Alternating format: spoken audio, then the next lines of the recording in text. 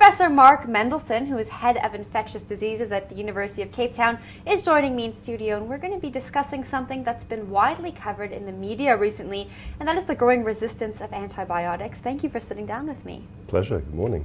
Now, WAR, which stands for the World Alliance Against Antibiotic Resistance, has just released a declaration that you support. Can you explain what exactly this declaration's, what its intentions are? So the intentions of WAR are really threefold in the main. They're to raise awareness of this issue of antibiotic resistance, which is a global issue of great concern. It's to promote dialogue around antibiotic resistance and to promote the preservation of antibiotics, because we are losing the antibiotics that we have. Yeah. Well, I was listening to the radio the other day, and they were saying that because of this growing resistance of antibiotics, that people are going to start dying from simple infections. Is that true? It is potentially true, yes. Antibiotic resistance is a bit of a difficult concept, and to unpack it, antibiotics are absolutely vital drugs, medicines to treat bacterial infections. Right. But the problem is that they're used internationally and nationally within South Africa often to treat non-bacterial infections, and the common example is the common cold, where you go to your doctor with a runny nose and a sore throat. That's a virus, and antibiotics don't work at all against these viruses.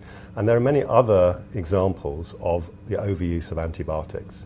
So the problem is that when you, with the bacteria that we're trying to treat, even before antibiotics were ever known, bacteria have naturally acquired resistance mutations. They have the ability to resist the action of antibiotics.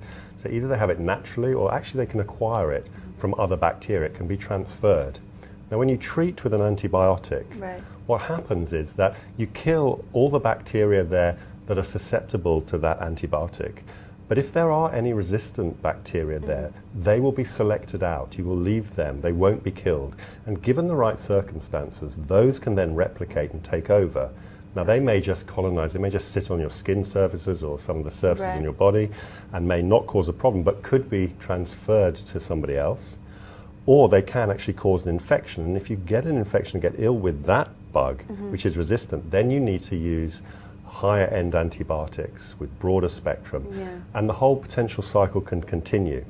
So the issue is that we need to use antibiotics appropriately. We need to use antibiotics for patients that have bacterial infections, not viral infections or any other reason. And the problem is that we're overusing antibiotics.